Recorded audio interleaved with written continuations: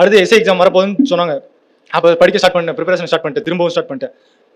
ஒன்று விட்டுட்டோம், இதை விட நம்ம பெட்டராக ஒன்று போகணும்னு முடிவு பண்ணிட்டு ரொம்ப கரெக்டாக குட் ஃப்ரைடே அப்போ ஸ்டார்ட் பண்ணுறேன். போன வருஷம் கரெக்டாக ஒரு 4 மாதம் வெறி தினமாக உட்காந்து சிலபஸ் எல்லாம் கவர் பண்ணி காலையில் 4 மணிக்கு எந்திரிச்சு படிச்சுட்டு ஃபுல்லாக படிச்சுட்டே இருந்தேன்.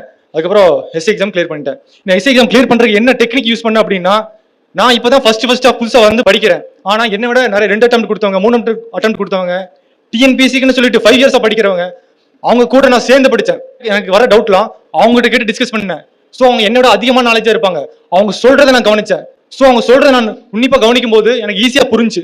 அப்புறம் அவங்க என்னென்ன மிஸ்டேக் பண்ணாங்க, அந்த மிஸ்டேக்கை வந்துட்டு நான் பண்ணக்கூடாது அப்படின்னு சொல்லி தெளிவாக இருந்தேன்.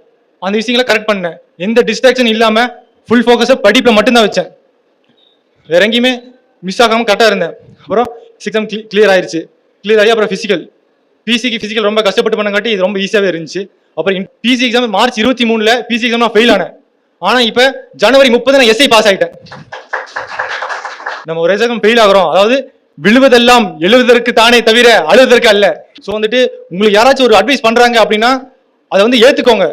நிறைய பேர்த்திட்ட பேசுங்க, அவங்களோட ஐடியாஸ் எடுத்துக்கோங்க. அது எந்த ஐடியா உங்களுக்கு செட் ஆகுதோ அந்த ஐடியாவை நீங்க யூஸ் பண்ணிக்கோங்க.